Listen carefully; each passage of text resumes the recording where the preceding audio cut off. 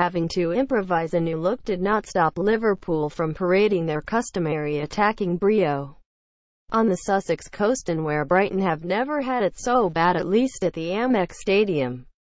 They moved in 6 years ago, and their current manager, Chris Hughton, declared Liverpool to be the best team they have faced this season, which is high praise, considering that the only other visitors to win here were Manchester City.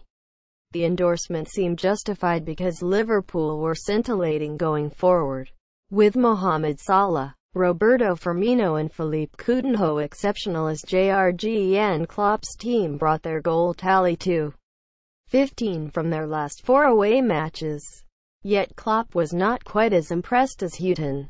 "Results-wise it looks like we're flying, but we're not," said the German, who bemoaned a 10-minute spell in the second half during which his team conceded a goal and risked losing control of the match. The frequency of such periods is, perhaps, the chief difference between them and Manchester City.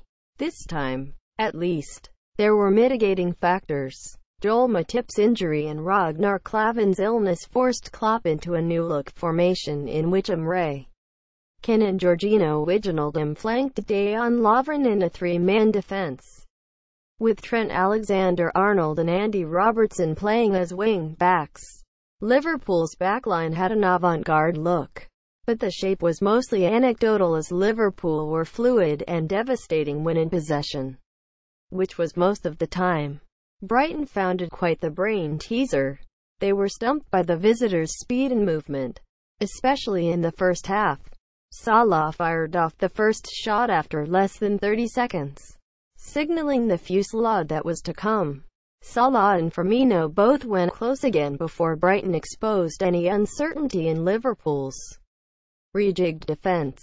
That was in the 17th minute, but Glenn Murray miscued after Can and Lovren failed to cut out a cross by Izzy Brown. It was the last glimpse that the home side would get of Liverpool's net before the match was put beyond them by 2 goals in 79 seconds. On the half-hour, Can sent a powerful header into the net from a corner by Coutinho. Then Liverpool doubled their lead with a breakneck counter-attack, Salah leading the charge before flipping the ball wide to Coutinho, whose low pass from the left was turned in by Firmino, with Sadio Mane resting on the bench in advance of Wednesday's decisive Champions League tie at home to Spartak Moscow. Coutinho was Liverpool's ringmaster, tormenting Brighton with the sort of flourishes that prompted Barcelona try to sign him in the summer. Yet Liverpool's habit of frittering away leads means opponents can always hope for a comeback.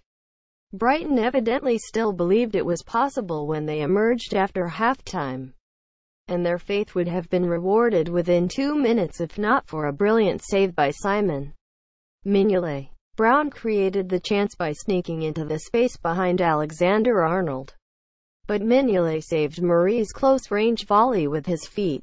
Before Brighton knew it, they were 3 goals down. Liverpool racing up the other end of the pitch for Firmino to finish emphatically after being served by Salah. 3 minutes later, however, Brighton narrowed the gap. This time it was Liverpool who did not grasp what was happening.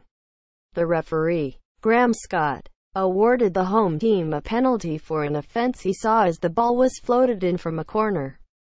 Liverpool's defenders looked bemused, but Murray asked no questions and converted from the penalty spot.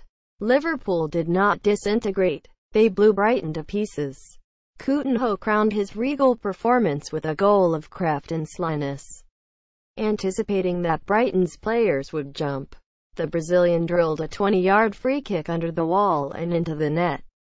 "Credit to the analysts," said Klopp, explaining that Liverpool's backroom staff had tipped off Coutinho about the behaviour of Brighton's wall. "But you still have to have the skill to do it," added the manager in praise of the Brazilian, who scored a similar goal against West Ham United last year. Hughton described the dilemma facing opposing teams when Coutinho is standing over a free kick. "If you don't jump, he whips it into the top corner," he said. "You have to give the credit to the player. Lewis Dunk would have liked Coutinho to be credited with Liverpool's fifth goal, too. Otherwise the record must identify the Brighton defender as the culprit, as he inadvertently diverted the Brazilian midfielder's shot into his own goal in the 89th minute.